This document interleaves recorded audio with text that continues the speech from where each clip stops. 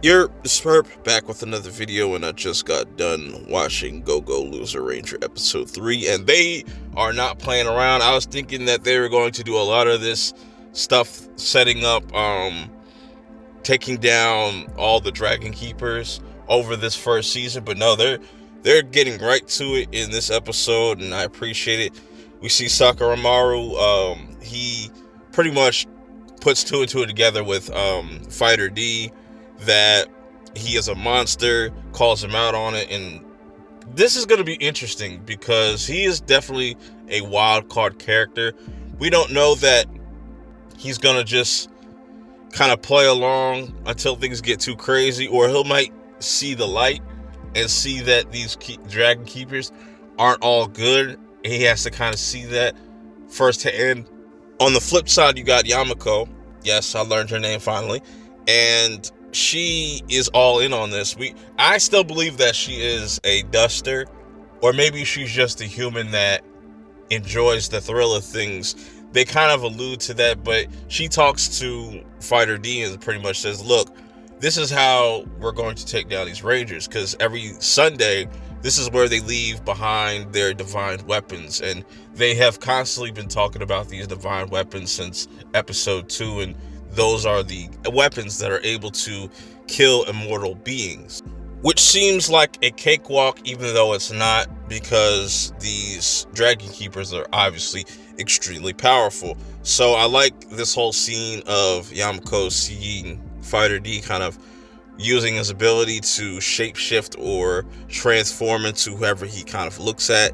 And there's obviously some kind of tension or some love right there, some weird twisted interest with these two, so I can't wait to see more of that. But you know, now that Fighter D pretty much masks himself as Red and pretty much sneaks into this base, you know, he thinks that, oh, this is going to be a cakewalk until he runs into old boy from the second episode, and he already knew off rip that something's off about him, but they kind of just play along with it. And you know, one thing leads to the next, where now we have Fighter D going into this closet, which, you know, if they were going to leave these powerful items out and about, they wouldn't put them in these little storage closets.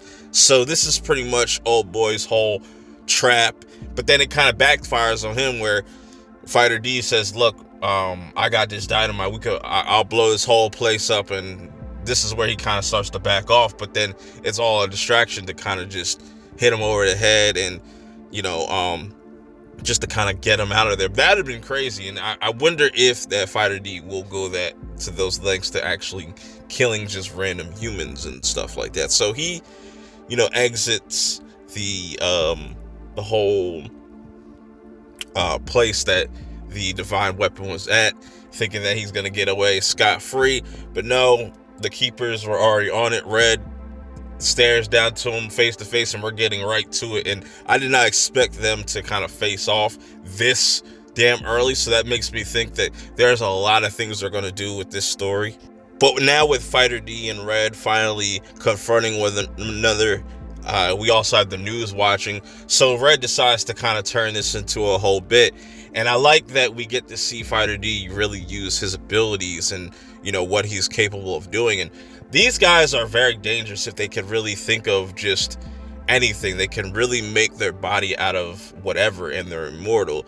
And he kind of does this like Luffy type of thing with his arm and stuff like that. But Red is too skilled, so he ends up cutting him, hitting with him a direct hit.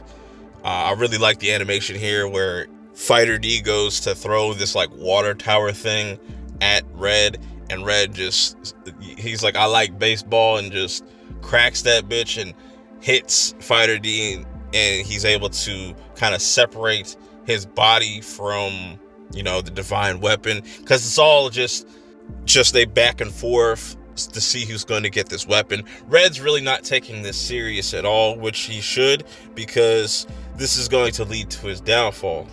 So Fighter D is able to recover, and they continue. And now with all the cameras looking at him, like I said, he's Red is making this all about entertainment and whatnot, and just kind of playing into the showmanship of all of this, while Fighter D is taking this very serious, and he wants to take this opportunity to take out Red if he can. But now he ends up getting jumped, because now the other keepers jump in, Blue and whatnot, and we get to see another divine artifact being used. This is Blue's divine artifact, which kind of blows him up and transforms him into looking like Fighter F, which was fucked up.